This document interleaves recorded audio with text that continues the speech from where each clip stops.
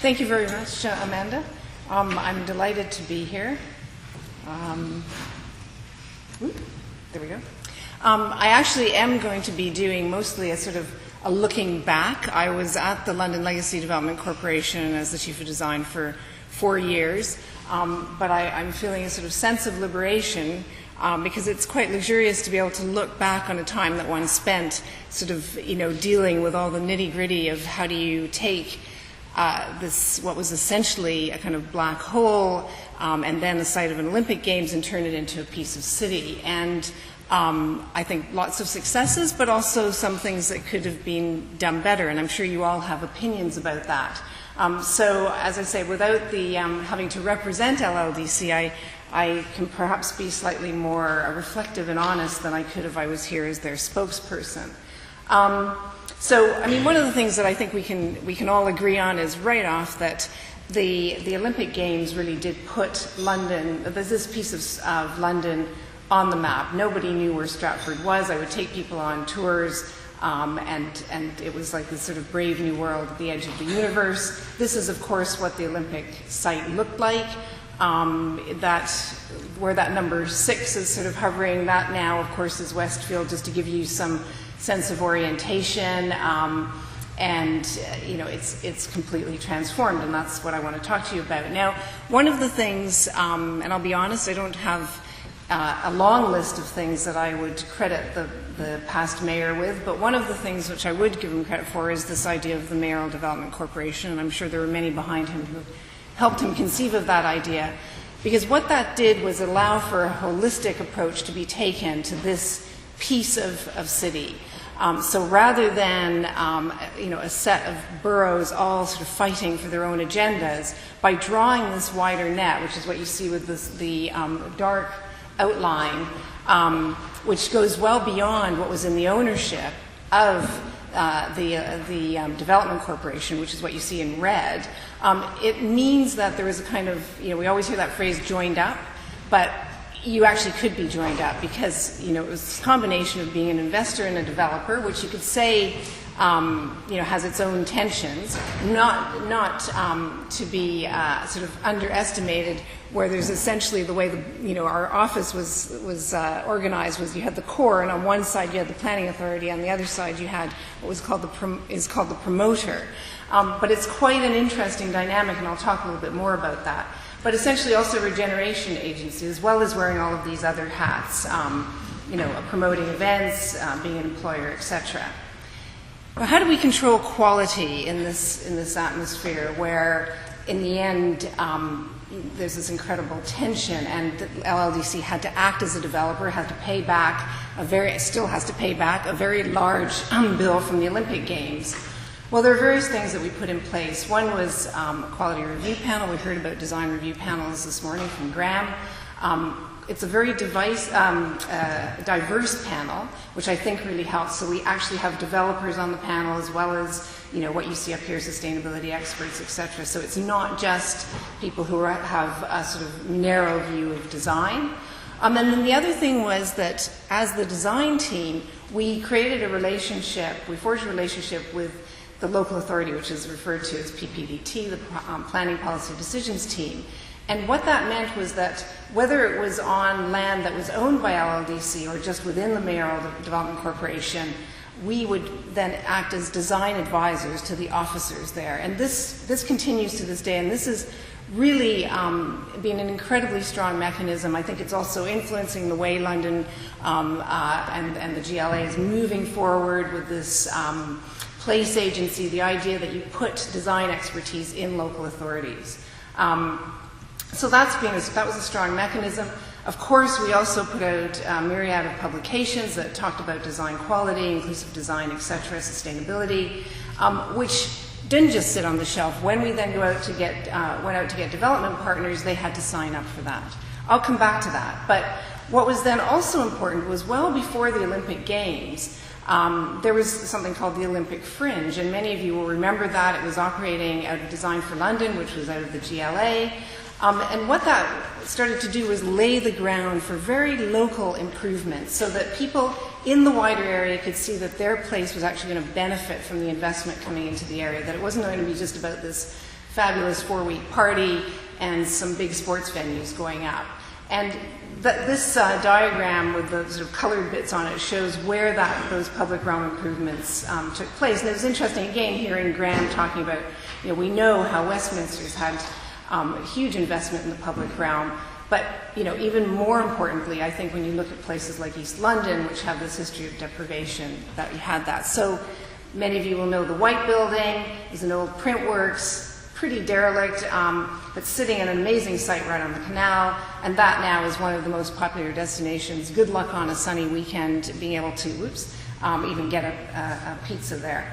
So we had the games, and that was, to everyone's shock and dismay, a great success, no terrible incidents. But then after that, it was this challenge of how do you make a piece of city?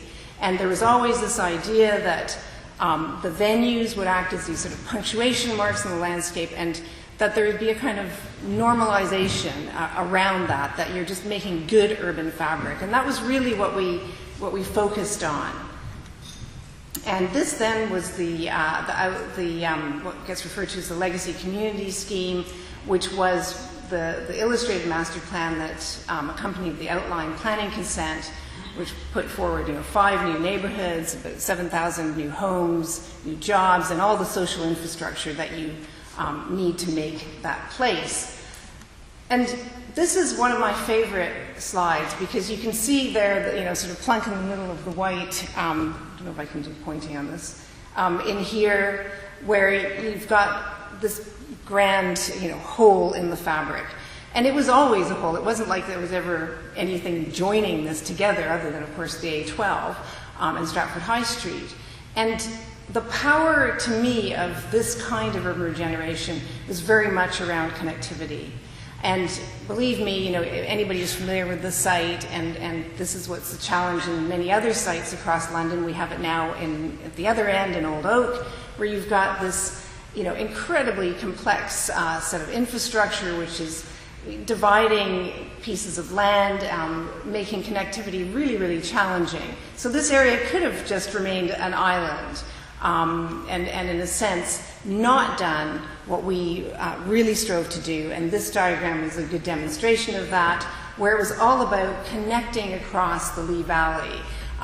This is one of the few areas, Amanda was talking about geography and history, and incredible industrial history in this part of London, but also a kind of a great opportunity with the Lee Valley, this 26-mile-long corridor. But you would never been able to get from Hackney to Leighton. You'd never been able to just cross on foot or on a bicycle these two sides of London. So to me, this is the great opportunity of this, and it's already, I think, starting to reap benefits. And that was, of course, has been affected by or implemented through a series of very key pieces of connectivity, lots of new bridges going in, some of them still to come with the developments, and where it has to be an underpass, at least let's make it a beautiful underpass, a well-lit underpass, and let's bring that energy that you have in the adjacent neighborhoods in through the park. So it was always very important that you wouldn't internalize the activity. And so, let's continue high streets where we can. Let's take the energy from transport nodes, Hackney Wick, and bring that into the Olympic site. And one of the things that we did that I think, again, is strategically very smart is all of the sort of community infrastructure, rather than put that in the interior of the plan, that's placed out at the edges. So the catchment becomes both the old and the new population.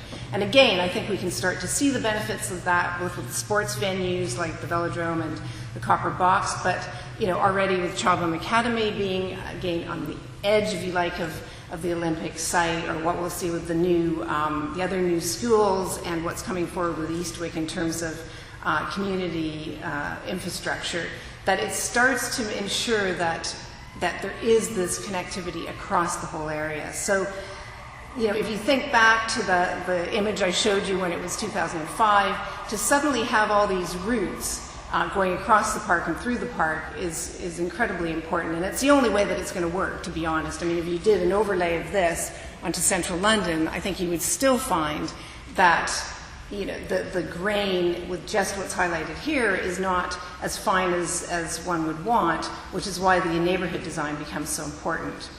But there are also a number of things where what was put in for the games and pre-games through negotiations really needs to be retrofitted. And we saw the narrowing of the street, Waterton Road, which, when I do this, does this actually come up there?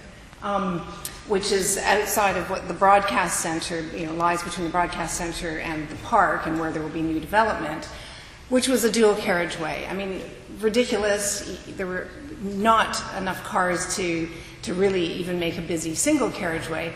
Okay, it was early days, but we managed to negotiate with Westfield, who had been responsible for demanding a dual carriageway so that everybody could get to their shopping mall, that it had to be that wide. Now, I mean, I think this is, really something to reflect on, that how do you negotiate and how do you sort of change people's way of thinking and try and sort of be a little bit ahead of the game.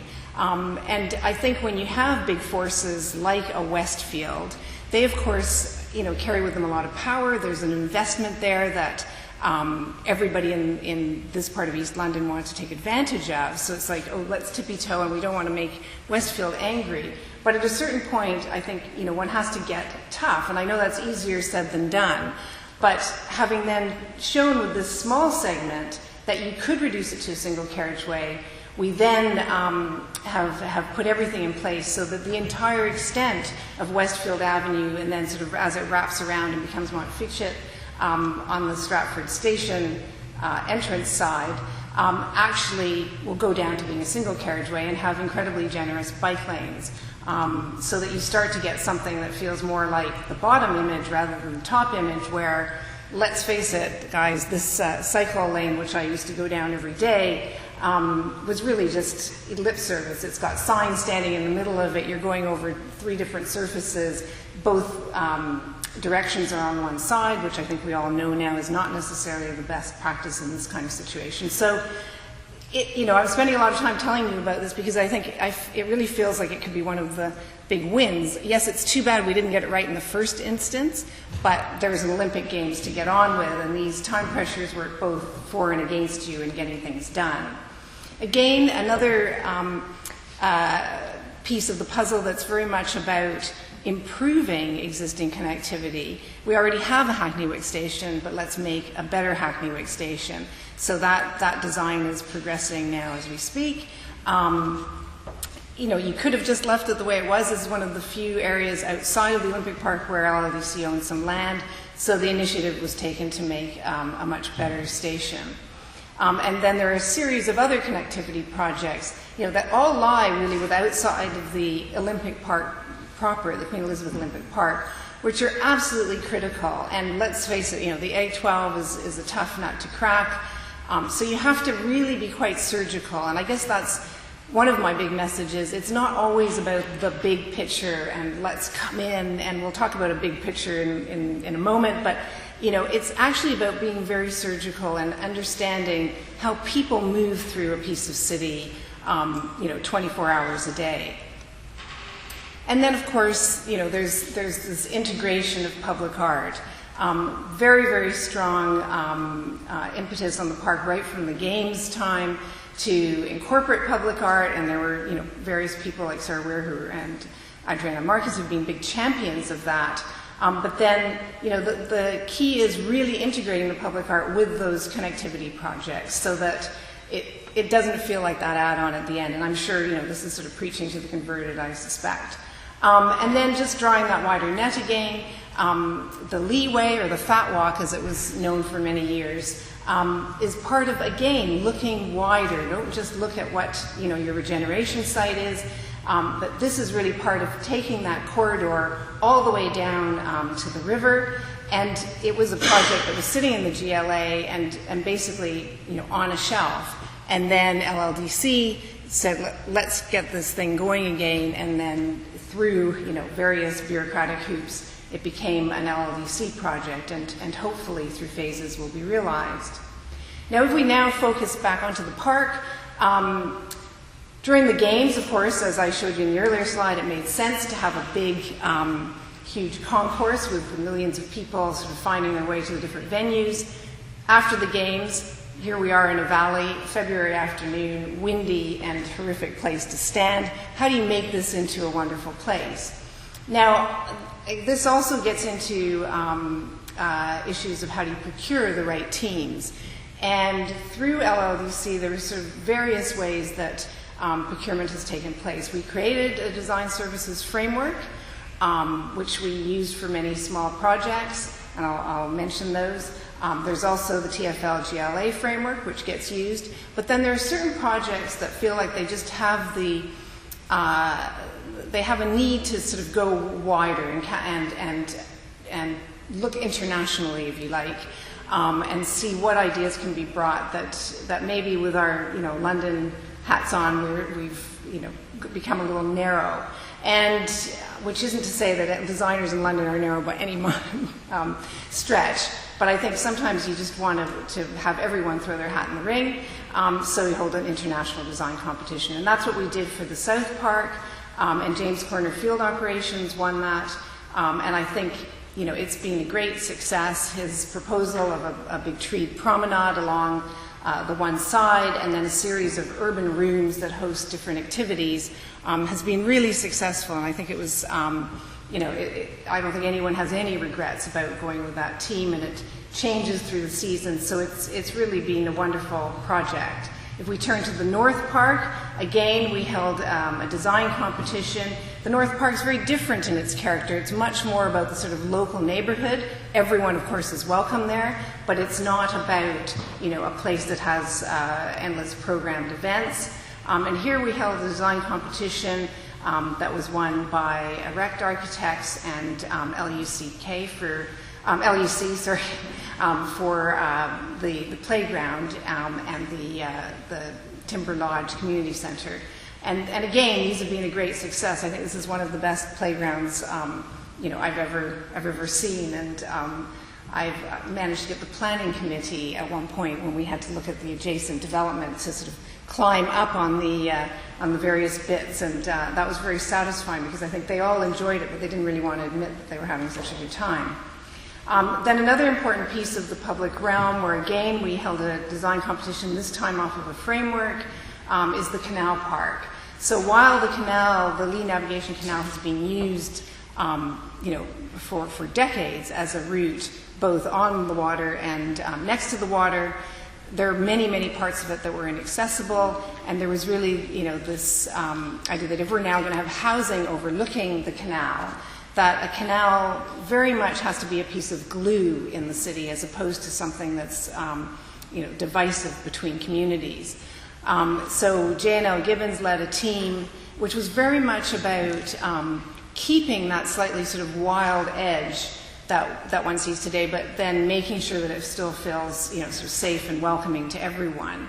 And this is, a little glimpse. I'm sorry, it was not a very nice day when I was out there recently, but you can see sort of in the background there are play areas that are incorporated into it. This all becomes green as the seasons change, but you can see what I mean. It's not entirely manicured, except when we look in the other direction, while here east, which is I'll talk about more in a second, has taken over the broadcast center and the media center, their purview goes to the edge of this rather manicured lawn, which I think is slightly unfortunate. And this is one of those moments where there's a kind of clashing of cultures, and one's hope is, and when you talk to the authorities of here east, they do promise that they will let that wildness start to infiltrate over time. Now, just focusing on here east for a moment, this is, of course, where all the media was housed during the games. It came along with a very, very large car park, which I think, the planning authority was hoping would at least half disappear after the games. But as deals were done, and there were various long, drawn-out negotiations, here east said there was only going to be a deal if they keep the car park, so that's been kept. Now, one could even say, again, with 2020 hindsight, or maybe you don't even need 2020 hindsight, is this the best place for such a massive, massive shed and car park? as one looks over to the finer grain of Hackney Wick. Well, this was Hackney's choice that they wanted to have, and this lies within the borough of Hackney. They wanted to ensure that there would be employment uses after the games, and this was their way of feeling that they could secure that. Now, in that sense, that's all true. They have secured that. If one was doing this over again, would you really have a building that's 3 blocks long in this location? So, in a sense, it's now making the best of something we've been landed with, and Hawkins Brown, I think, have done a wonderful kind of recladding and repurposing of these sheds, where it's now occupied by all sorts of different uses, from Loughborough University to Random Dance to BT Sport. So it is coming alive. I mean, you can do things with big sheds. Whether this was ever going to be the best place for it, hey, time will tell as it comes into its own. They've been making extremely noble efforts to bring the energy of Hackney Wick and the creative industries into this area, and have created what they call sort of a cabinet of curiosities where the gantry was. So, I think this is starting to come together in a great way. As I say, it's a tough piece of urban fabric, if we can call it that. The other thing that we did to try and sort of address the issue of big footprint buildings was we ran a design competition, and in this case we invited all of the architects who'd been listed for the Young Architects of the Year, and we had a competition, and Haptic won that, to clad the car park on a very, very tight budget. They came up with this very nice set of screens, which I think everyone has agreed has made a vast improvement, whether you're driving on the A12 or you're walking next to it. But not everything has been a grand architectural success. We've had a school which is sitting right on the edge of the Canal Park, Eastwick Primary School, which is, as I mentioned, a fantastic location for the school. And there's a dialogue that it has directly with Gainsborough School, where they share a playing field. But through lots of value engineering, the wonderful landscape that you see in the foreground here, and the kind of indeterminate materials that are represented as this was sort of work in progress, have resulted, sadly, in a slightly less inspiring building than one might hope. And this is where I feel like, it's not necessarily about people taking their eye off the ball, but it's choosing battles. And I think you sort of need to really be, I guess, a little bit more forceful with the right groups. But when there's only so much money, there's only so much money, and then you need to be incredibly innovative. And one wonders when you look at this, even a change in color might have helped. But I don't want to belabor that.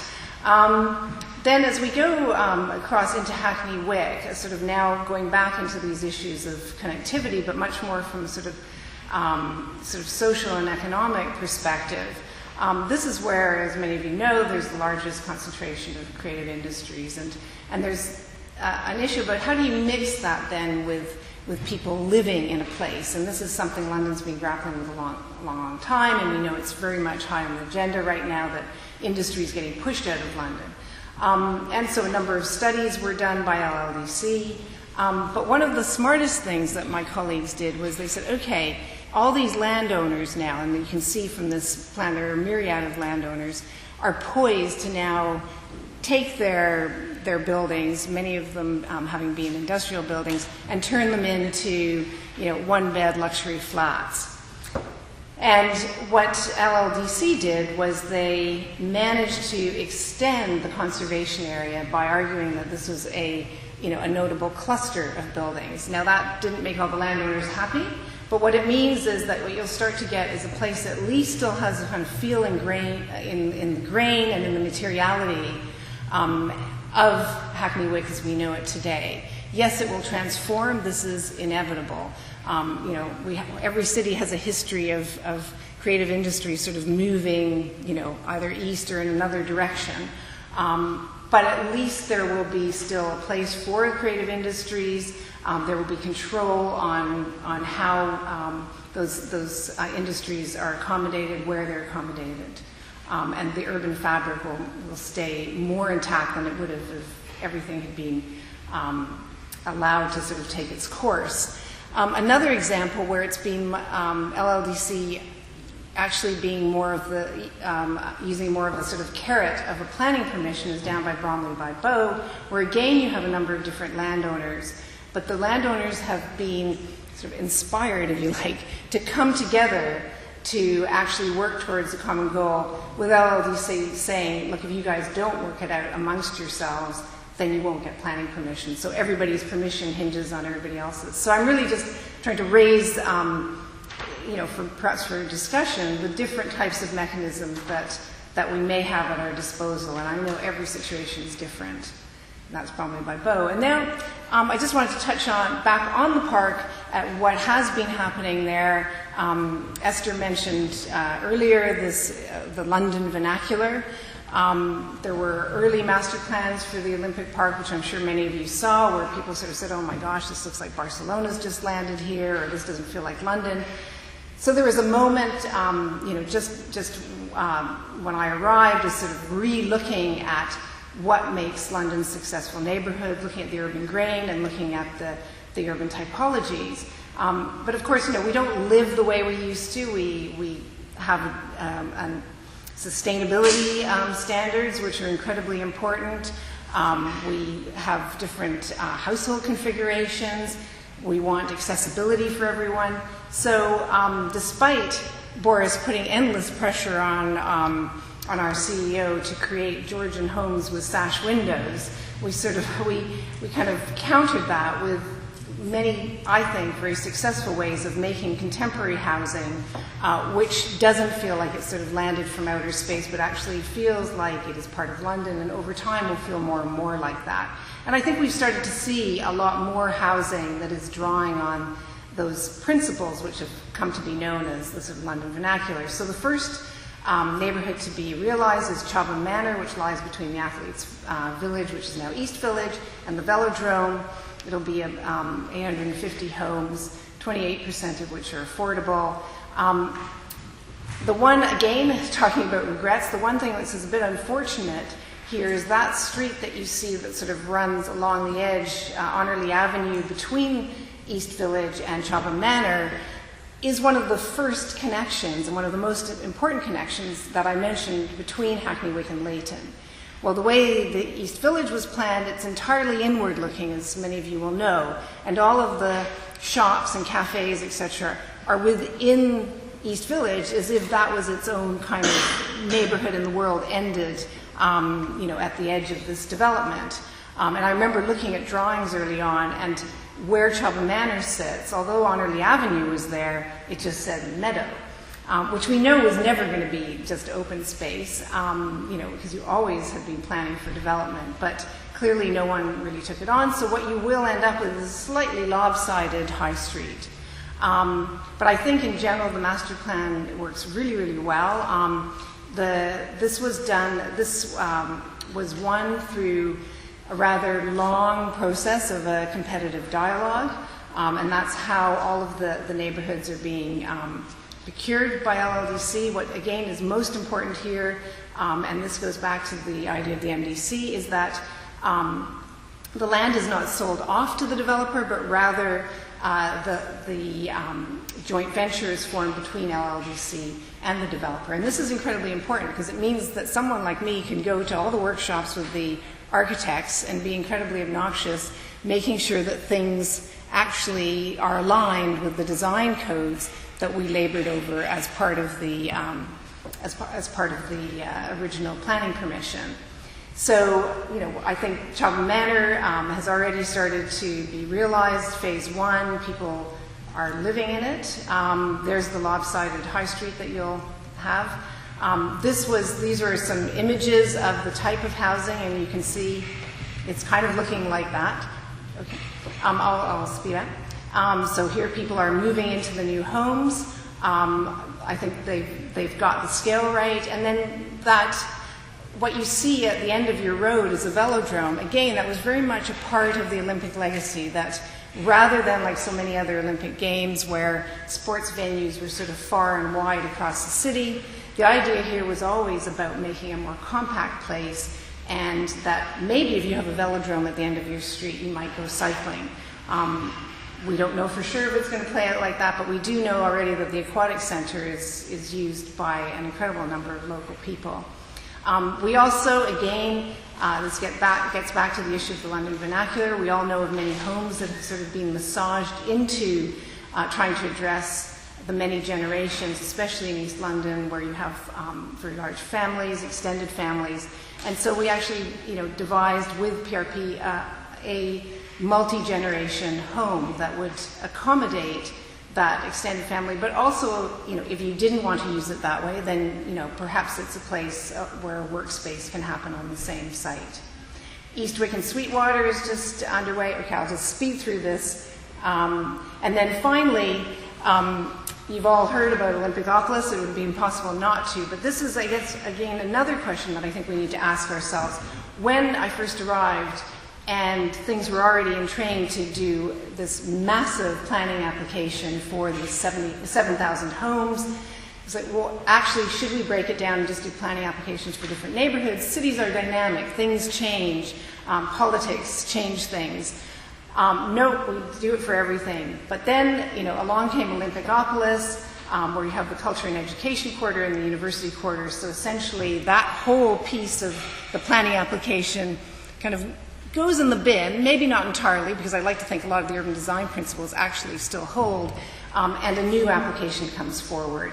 I think you've all heard, seen a lot in the press. I mean, Rowan, who we heard last night, has written about this amongst others, that it's a great coming together of these cultural institutions. I wish that they were having the kind of love-in they had in the first discussions. In the end, I think the pragmatics of each institution having to work on its own terms, has sort of won out, but hopefully the public realm that is created here and in the wider area will sort of bring these worlds together. And in any case, it's a vast transformation than what used to be on that site, which is Fridge Mountain. Thank you very much.